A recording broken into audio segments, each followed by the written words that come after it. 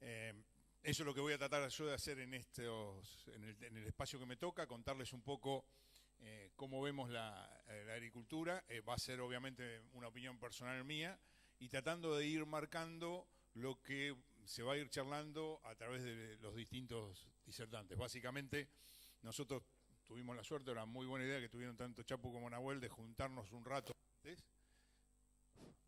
y en el intercambio que hemos tenido creo que hemos llegado a muchos puntos en los cuales opinamos parecido, algunos que opinamos un poco distintos y ahí creo que va a estar el valor de lo que vamos a charlar hoy. Esto también es bien interesante, ¿no? Dicen, ¿vas a necesitar diapositivas? ¿No? Porque el Chapo nos decía, si quieren sin diapositivas mejor. Si me sacás las diapositivas yo me pierdo. ¿No? Eso tal vez sería interesante destruir ese primer mito. Las diapositivas no son para ustedes, son para el que habla que se acuerda lo que tiene que decir y lo puede mostrar más claramente, ¿no? Pero bueno, vamos a tratar de usarlas y ir comentándole un poco lo que vamos viendo. Cuando uno dice la situación de la agricultura a nivel global, creo que todos estamos más o menos en órbita y entendemos que la agricultura actualmente a nivel mundial tiene numerosas demandas que generan un montón de desafíos y que a mí siempre me gusta remarcar que esos desafíos en realidad generan un montón de oportunidades que tenemos que saber aprovechar, desde los que están más en la actividad científica, tecnológica, hasta el productor, hasta obviamente todo el país y toda la sociedad. Esas demandas se basan fundamentalmente en esa curva que ven ustedes ahí, que habla de que la población va a pasar a llegar a ser probablemente allá por el 2100 de 12.000 millones de habitantes, creo que ahora estamos en 7.524.408 hasta hace un rato. Pero bueno, vamos a llegar a tener que alimentar, es decir, seguridad alimentaria como primer desafío de ese desarrollo humano y económico que decimos ahí. Desde hace algunos años estamos bastante involucrados también en lo que es la seguridad energética. Genera esto desafíos en el uso de tierras, en los efectos que podemos tener sobre el ambiente, lo que se llaman externalidades, y muchos otros desafíos que por ahí van a ir surgiendo a lo largo de lo que vayamos discutiendo hoy a la tarde. Yo creo que por ahí para sintetizar un poco estas demandas y ya volcándonos un poco al eje de lo que es la jornada que nos plantea la regional Juan Manuel Fangio y la Asociación de la Ciencia del Suelo, que pasa más por lo ambiental, entiendo yo, lo que generan estas demandas es una gran presión sobre los recursos suelo, aire, agua y todo lo que ellos contienen e involucran, y también una gran presión sobre el capital humano, es decir, hay una gran presión sobre todos los recursos que estamos involucrados dentro del proceso de la agricultura. Y antes de seguir, cuando yo diga de ahora en más agricultura, estoy hablando de la agricultura en el concepto general, es decir, incluye todo lo que es pecuario, ¿no es cierto? Porque ahí tenemos un problema idiomático muchas veces que tenemos que decir lo agropecuario. Cuando yo diga agricultura, me estoy refiriendo también a la ganadería, no te asustes, Vasco. Bueno, entonces esos desafíos y esas oportunidades implican que voy a tener que producir con mejor calidad, producir más y con mejor calidad, y que voy a tener que tratar de degradar, eliminar cualquier degradación del ambiente en lo posible o minimizarla al aspecto más bajo que podamos y proveer fuentes de trabajo y bienestar social para la comunidad en la cual estoy trabajando. Por ahí, si uno dice, bueno, esto es muy largo, ¿cómo lo puedo achicar? Y lo único que se me ocurrió es, lo que me demanda el mundo es producir cantidad y calidad en ambientes y sociedades sanas y o saludables, o como ustedes lo quieran decir. Pero esa sería la demanda clara que tenemos de parte del mundo. Y cuando uno mira el eje ese y dice, bueno, ¿cómo estamos con el eje ambiental? ¿Cómo estamos? Ustedes recuerdan, la sustentabilidad tiene esos tres ejes: económico, social y ambiental, y por ahí si nos metemos un poco más en el ambiental, para mí los tres están íntimamente correlacionados, creo que para todos nosotros. Pero cuando miramos más ese eje ambiental decimos, bueno, ¿a qué nos podemos referir a nivel mundial y a qué es lo que, o en qué etapas, en qué aspectos la agricultura está interviniendo? Me parece que es muy interesante que veamos un trabajo que ya se hizo algunos años, allá por el 2009, que fue un grupo grande de científicos liderado por Rockström, que es un científico sueco, que lo que propusieron fue cuantificar los impactos ambientales que genera o que ha generado la humanidad desde la era industrial. Y para valorar eso y cuantificarlo, ellos proponen las que llaman variables de control. que para ir explicando esta figura son las que ustedes están viendo acá, como contaminación química, cambio climático, acidificación de océanos, ciclo de nitrógeno, de fósforo, etcétera, etcétera, etcétera. Esas variables de control son las que ellos podían cuantificar y pudieron definir para casi todas ellas lo que ellos llaman el espacio de operación segura. Quiere decir que dentro de ese círculo verde que ustedes ven ahí, el hombre podría seguir viviendo en la Tierra en forma armónica siempre y cuando no cruce ese límite de ese espacio de operación segura, que sería esa frontera planetaria que dice ahí arriba el título de la diapositiva. Esas fronteras planetarias, una vez que uno las cruza, es difícil para la humanidad volver atrás y va a afectar de algún modo nuestra forma o modo de vida. Como ustedes ya seguramente están viendo, hay algunos aspectos que se han pasado ese espacio de operación o están fuera del espacio de operación segura. La pérdida de biodiversidad, el más amplio, que se ha escapado ya incluso del rango de la figura, el ciclo del nitrógeno, medido como flujo biogeoquímico del nitrógeno de entrada a las aguas principalmente de mares y océanos, el cambio climático, y hay algunos que se están acercando, diríamos, peligrosamente, como es el caso del ciclo del fósforo. Ven que ahí el rojo ya está cerca de lo que es esa frontera planetaria o llegar al límite del espacio de operación segura. Ahora, cuando uno mira todos estos, que son alrededor de 10, y dice, bueno, ¿dónde está interviniendo la agricultura? Solamente en todos los que tienen el círculo ese azul, nada más que en esos. Estamos en todos, calificamos para todos, ¿tá?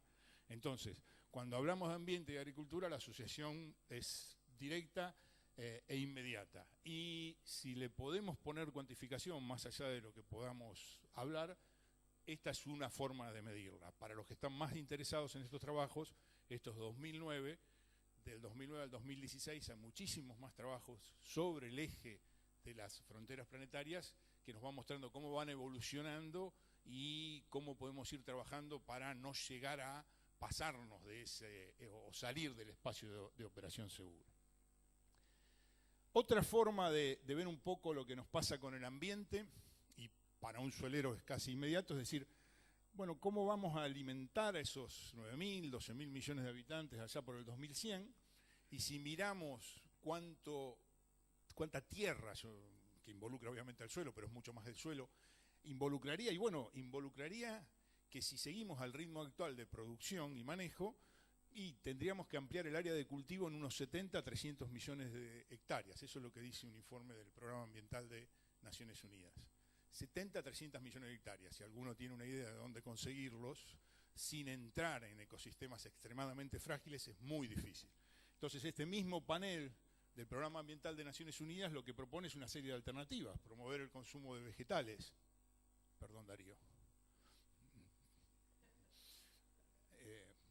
Reducir el desperdicio de alimentos. 30% de alimentos van a parar a la basura todos los días. Si nosotros elimináramos eso, se acaba el problema del hambre en el mundo realmente, aunque también reconocemos, por supuesto, que el problema es la distribución en este momento, ¿no es cierto?, sobre todo. Pero fíjense que con eso simplemente ya estaría cambiando la ecuación. Y bueno, hay otras alternativas más que podríamos ir charlando, que seguramente se van a ir tocando probablemente durante toda la tarde. Yo remarqué ahí lo de aumentar la productividad en tierras bajo cultivo. Estamos en una reunión de un grupo de APRESID que pretende producir más y mejor. Una de las responsabilidades que tendríamos nosotros como productores es producir más en las tierras que actualmente estamos trabajando. Y eso involucra lo que, y creo que sobre esto, por ejemplo, vas a volver, Silvina, vos hablando un poco de la intensificación de la agricultura y Darío también desde el punto de vista de intensificación de la ganadería, involucra lo que es buscar esa agricultura sustentable, que es ese producir más y en mejor calidad sin afectar o impactando lo menos posible el ambiente en el cual trabajamos.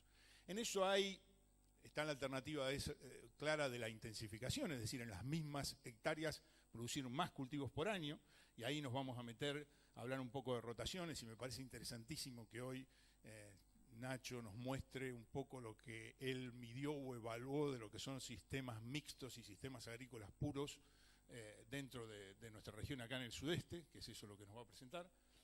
Vamos a hablar de diversidad seguramente, y obviamente ahí está la inclusión de pasturas. De los cultivos de cobertura van a volver a hablarnos tanto Silvina como Gervasio, ahí estás, que también nos va a hablar del concepto de cultivos de servicios más que de cultivos de cobertura. De mayor rendimiento, con mayor eficiencia y efectividad en el uso de recursos y insumos, esta es una demanda muy clara, ¿no es cierto? Nosotros queremos sacarle más kilos a cada kilo de nutriente que está en el suelo, cada kilo de nutriente que estamos aplicando. Pero eso implica también que le estamos sacando más kilos al milímetro de agua que tenemos disponible. Y esa es una meta que tenemos que estar buscando definida y claramente, ¿no es cierto? Y obviamente la tercer pata es esto de minimizar los impactos en el ambiente. Paco nos va a hablar del tema de agroquímicos, ¿no es cierto? Y va a enfatizar sobre ese tema. Probablemente yo mencione algo de nitrógeno y de fósforo, si no, no justificaría mi presencia aquí hoy, ¿no es cierto? De gases de efecto invernadero nos van a hablar Darío desde el punto de vista de la ganadería y probablemente Gervasio también un poco de los sistemas en general. Y hay algunos otros aspectos que no estamos mirando todavía, pero que a mí me gusta volcarlo y dejarlo en la mesa, como es el tema de metales pesados, que es un problema de contaminaciones que existen en muchas agriculturas del mundo y que seguramente es un proceso que se está dando aquí, pero que todavía no lo estamos mirando más de cerca. Bueno, esta búsqueda de esta agricultura sustentable tiene una serie de condiciones, muchísimas. Ustedes seguramente están pensando, tiene muchas más de las que pusiste ahí, Fernando, seguramente. Pero yo les propongo algunas que me parece que son muy importantes a tener en cuenta. El primero, que estamos en sistemas extremadamente complejos. Se acabó la simplificación. Hablábamos de los sistemas agrícolas que trabajan bajo protocolo. Qué difícil trabajar bajo protocolo, 10.000 hectáreas con un mismo protocolo en la era de la agricultura de precisión. Me parece totalmente paradigmático que estemos hablando de la era de la agricultura de precisión y hagamos protocolos de 10.000 hectáreas. Son sistemas muy complejos que intervenimos desde ganadería y agricultura, que estamos hablando hoy, hasta, me meto dentro de la ganadería, Darío nos decías cría, recría y terminación, etcétera, etcétera. Obviamente el sistema es mucho más complejo de lo que pensamos, necesitamos recursos humanos para eso también, ¿no es cierto? El escenario es móvil, digo yo ahí, ¿no es cierto? Esto es tomado del profesor Soriano, que siempre nos decía en sus clases que tengamos muy en cuenta que es una película que va cambiando. Hoy podemos sacar una foto, ¿no es cierto? Pero la demanda de hoy probablemente cambie dentro de un mes y sea un tanto distinta, ¿sí? Remítanse hace unos poquitos años. Biocombustible, furor, todo era en función de los biocombustibles. Ahora y no tanto, ¿no es cierto? Si la FAO dice que hay problemas de seguridad alimentaria, todos corremos atrás de la seguridad alimentaria. Pero ese que es un gran cambio de escenario también implica cambios pequeños, y el ejemplo claro también está en nuestro país hoy día. Ciencia y sociedad integradas, este es un punto que a mí me desvela, ¿no? ¿Lo digo o no lo digo, lo de la catedral? Acá cerquita está el director de la catedral, así que lo podemos decir. Está la catedral de la ciencia y la tecnología del sudeste. La catedral es la unidad integrada INTA, Facultad de Ciencias Agrarias de Balcarce, para que quede claro. ¿Está? Y si tenemos eso, que es un recurso enorme, lo estamos poniendo en práctica en nuestros campos en el día a día, y desde nuestros campos, desde nuestra situación, le decimos, no al obispo solamente, Carlos, a todos, le decimos a los de la catedral qué es lo que necesitamos, ¿sí? Estamos haciendo esa vía doble de comunicar, ir y volver. Ese me parece que integrar ciencia y sociedad, y no solamente entre la catedral y nosotros como productores, hay que preguntarle a la comunidad de Balcarce, a la comunidad de Necochea. Tenemos que integrar mucho más todo ese circuito de generar ciencia para resolver problemas y llevarle los problemas a la ciencia. ¿Qué es lo que necesitan también los científicos? Todos saben que yo estoy un poco en ese rol de ex científico probablemente ahora, pero realmente tenemos que aceitar ese ida y vuelta. Tenemos que pensar más en largo plazo, ¿sí? Ya la mirada de... Tenemos 1000 justificaciones y podemos hacer todas las catarsis del mundo. El próximo cultivo es el problema número 1, pero lo que hagamos con el próximo cultivo va a impactar en la pastura que sigue después y en los cultivos que vengan dentro de 4 o 5 años. Ni que hablarle cuando hablamos de fertilidad de suelos, ¿sí? Cuando yo digo qué voy a hacer con el fósforo de la pastura que viene ahora y cómo va a quedar para los cultivos que sigan atrás, o cómo va a producir esa pastura para captar más nitrógeno del aire y de esa manera dejarle más nitrógeno al maíz con el cual voy a romper esa pastura y voy a fertilizar menos. Todas esas viejas historias, ¿no? Son viejas historias, ¿se acuerdan de rotación, pasturas, cultivos y buscar cuál era el que mejor iba a aprovechar la condición que dejaba la pastura? Y la otra palabra que les quiero enfatizar hoy es monitoreo. Monitoreo me parece que es una palabra muy fuerte, que no estamos usando tanto en Argentina. Creo que afortunadamente Silvina nos va a mostrar algo que están haciendo en INTA Pergamino con todo el grupo. Me parece muy interesante, me parece que lo tenemos que tomar. Algo se hace en la catedral, ya lo sabemos también, pero tenemos que intensificarlo mucho más y tiene que ir más allá del INTA. El monitoreo tiene que ser una responsabilidad de la sociedad, no solamente del INTA, ¿no? O no tirarle todo al INTA. Bueno, entonces cuando nos metemos en esta temática de agricultura y ambiente, nos aparecen todo un montón de temas. Yo ahí estoy listando algunos, los que están en negritas son un poco los que vamos a discutir hoy a lo largo de toda la tarde, de cambio climático, de carbono, de gases de efecto invernadero, les decía antes, Darío y Gervasio nos van a comentar, de contaminación de suelos, aires y aguas. Silvina y Paco probablemente sean los que van a ahondar más en esos temas. Yo ahora en mi segunda parte más nutricionista voy a hablar un poquito de agotamiento de nutrientes en los suelos. Y cuando hablamos de cambios en biodiversidad y reciclado, nuevamente ahí Gervasio, Pablo, Ignacio van a tener mucho para decirnos, así que presten la atención. Esto es simplemente el marco dentro del cual están lo que nos van a presentar después, dentro de lo que sería mi idea de agricultura y ambiente. Entonces, ya debo estar, no me dijiste nada. No, te tenés que poner ahí. Bueno, con los 50 minutos que me faltan, les comento un poco lo que vemos en esta mirada global, ahora sí, siendo el título de mirada global de la nutrición. Básicamente, lo que entendemos nosotros que tenemos que hacer con la buena nutrición de suelos y cultivos es seguir un poco este concepto o este marco que dimos en llamar en algún momento el marco responsable de los 4 requisitos de la nutrición de suelos y cultivos, que es trabajar con la dosis correcta, con la fuente correcta en el momento correcto y la localización correcta.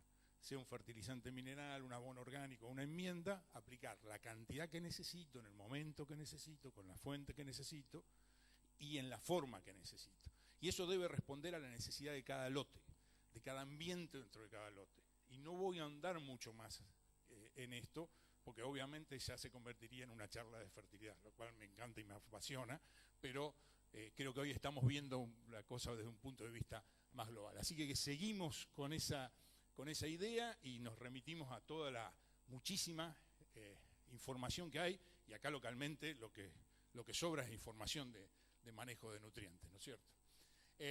Pero cuando volvemos a la nutrición, la fertilización y el eje ambiental de la sustentabilidad, yo creo que es bastante práctico definirlo bajo estos 3 aspectos que yo ahí les marco, ¿no? Uno dice, bueno, ¿qué pasa si no estoy haciendo las cosas bien, si no sigo eso de los 4 requisitos, de 12 fuente, momento y forma correcto, y me paso de largo o me quedo corto? Si me quedo corto, lo que ahí arriba dice balances o recomendaciones en defecto, lo que voy a estar haciendo es degradando la fertilidad de los suelos. Y de eso Argentina ha sido un ejemplo extraordinario y ahora vamos a ver un poquito más en un minuto. Vamos a perder nutrientes de los suelos, capacidad productiva de esos suelos, porque el suelo es menos fértil y un suelo menos fértil siempre va a ser menos productivo.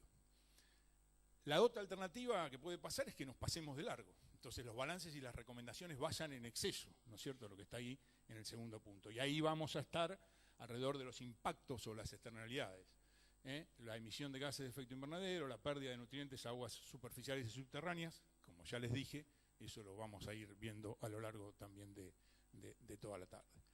Y lo que es importante también, porque uno dice, bueno, o te quedaste corto o te pasaste de largo.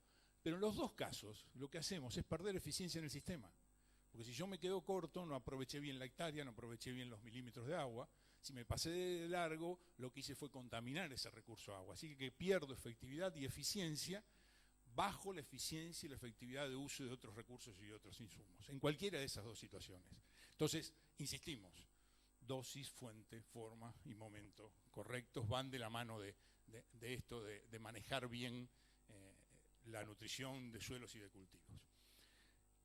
Nahuel me decía, bueno, pero decinos más cuál es la mirada global o en qué está la nutrición y la fertilidad y la fertilización en el mundo. Bueno, si uno la mira desde el punto de vista ambiental, uno se puede encontrar con dibujitos muy lindos como esto. Esto es un dibujo que apareció en un diario de la ciudad de Toledo, en Ohio, en agosto del 2014, después de una brotación de algas en el lago Erie. Es uno de los lagos que están arriba entre Estados Unidos y Canadá. La ciudad se abastece de agua de esos lagos. Si hay brotación de algas, hay hipoxia, es decir, hay disminución de la disponibilidad de oxígeno, y se generan, muchas de esas algas son tóxicas, se generan toxinas, y aun cuando no sean tóxicas, el olor y el color del agua es extremadamente desagradable. Las ciudades, la sociedad urbana reacciona ante eso dramáticamente. Un buen ejemplo, Bahía Blanca hace algunos años, ¿no es cierto? Y ahora también me dicen, así que bueno, estamos otra vez con el tema. Bueno, esto es lo que ven. ¿Es el culpable siempre los nutrientes? No, en realidad, en su momento apuntaron, como les pongo yo ahí, toda la culpa la tenían los productores, las compañías y los vendedores de fertilizantes. En realidad, los trabajos científicos demostraron que hubo toda una conjunción de eventos y de sucesos, pero es gran parte del manejo de los nutrientes. Muchísimo pasa por cómo manejamos los nutrientes. Entonces decimos, bueno, esto es muy global, esto es... En Argentina no ponemos tanto, en Sudamérica no ponemos tanto, no hay ningún problema, nosotros somos países subdesarrollados. Hasta que escuchamos que esto mismo pasa del otro lado del charco. ¿Tá? La brotación de algas y el problema de aguas le sucedió a Uruguay ya hace 2 años, en la cuenca del río Santa Lucía. Para los que van a las costas de Uruguay, es el río Grande que pasás antes de llegar a Montevideo, es el que abastece de agua a Montevideo. La brotación de algas generó que casi una semana Montevideo tenga que recurrir a otras fuentes de agua potable, ¿sí? Y esto, si alguno de ustedes tiene la oportunidad de estar en Uruguay, es un tema extremadamente importante hoy en Uruguay y que se discute mucho. Después de esto, lo que hubo fue una brotación de algas en la laguna del Sauce, que le da agua a Punta del Este el fin de Semana Santa. ¿Tá? Se imaginan, ¿no? Fin de Semana Santa llena de argentinos que abrían la canilla y el agua olía a pestes. Entonces, ahí está claro cuál es el impacto. Estos son todos artículos del diario El País, un diario muy importante en Uruguay, y como ustedes ven, está claramente como un tema significativo muy importante para toda la sociedad. ¿De dónde viene esto? ¿De dónde venía? Porque decir, bueno, está, ¿y qué tenemos que ver nosotros con la agricultura? Rápidamente la industria, que está alrededor del río Santa Lucía, le pasó la pelota a la agricultura. La reacción nuestra es, esto de la industria siempre nos culpan a nosotros, debe ser de la industria. Bueno, la realidad de la historia es que mucha de esta contaminación se debe a campos lecheros como este que está aquí, que son campos muy quebrados, ustedes conocen la topografía del Uruguay, con cursos de agua cercana, con eventos de lluvia muy intensos en los últimos años, con mucho fósforo en superficie, que por escurrimiento, por la misma erosión, por el arrastre del sedimento, genera la eutrofización de esos cursos de agua. Las dos figuras de acá abajo son un poco las respuestas. Monitoreo, una estación de monitoreo en un curso de agua. Eso ya lo tenía en marcha Uruguay, pero ahora se multiplicó dramáticamente. Y trabajos viendo cuáles son los mecanismos por los cuales ese fósforo se está acercando al agua y está generando esos problemas de eutrofización, de crecimiento exponencial de algas. Bueno, las conclusiones un poco ahí eran que esos aportes difusos provenían fundamentalmente de explotaciones tamberas que son muy pequeñas, son tambos de 20 a 40 hectáreas. Frenar uno de esos tambos, cancelar esos tambos implica un problema social, ¿no es cierto? Porque son un montón de pequeños productores. Esas actividades agropecuarias generaban cargas de fósforo total en los cursos de agua 5 veces superiores o generan cargas de fósforo 5 veces superiores al mínimo y son o provienen de fósforo particulado, es decir, con arrastre de partículas de suelo, y también con fósforo soluble, es decir, que acá siembra directa no cura todo el mal porque el fósforo va en agua limpia que se está escurriendo. Y las propuestas claras son, obviamente, controlar la erosión, obviamente controlar la sobrefertilización, y un tema muy importante es el tema de estratificación de fósforo del suelo, es decir, mucho del fósforo que está ahí es aplicado en superficie, los efluentes de los tambos son devueltos al tambo, en realidad tirados porque los tienen que descartar también en superficie, y genera una altísima concentración de fósforo superficial, que es el que más rápidamente se puede mover a los cursos de agua. Un poco la conclusión que tienen ellos es, bueno, aplicando todas estas medidas vamos a mejorar, sí, pero va a tardar un rato, ¿sí? Algunos hablan que va a tardar 30 años. Y mientras tanto le tenemos que dar agua a Montevideo y agua a Punta del Este y a todos los pueblos urbanos que están ahí alrededor. Pero es un tema en el cual tenemos que trabajar. Rápidamente, ampliando un poco más, ¿cuáles son las soluciones? ¿En qué se ha metido Uruguay o qué ha pasado en la cuenca de los grandes lagos de Estados Unidos o qué pasa en Europa? Y bueno, aparecen regulaciones que son lógicas, digamos, ¿no es cierto? Es decir, pero nosotros tenemos que ser actores de esas regulaciones, tenemos que medir, por eso monitorear, saber cómo estamos y decir qué es lo que podemos hacer, integrando la ciencia con la sociedad. Si no, obviamente nos caen las regulaciones. Estas son regulaciones y decisiones que ha tomado la Comunidad Económica Europea. A mí me genera risa un poco ver ahí que la Comunidad Económica Europea demanda a Alemania por la cantidad de nitratos en las aguas. Y el que más pone guita en la Comunidad Económica Europea es Alemania. Así que digamos, es bien interesante, ¿no? Te puede salir otra vez de vuelta hacia vos. Y el problema no es solamente Alemania, es Francia, es Italia. Hay regulaciones, hay obligaciones que seguir, hay que generar planes de uso, de manejo de nutrientes que están en casi todas estas agriculturas en las cuales ya se ha verificado ese impacto ambiental. Así que eso nos puede llegar a venir a aparecer fuertemente.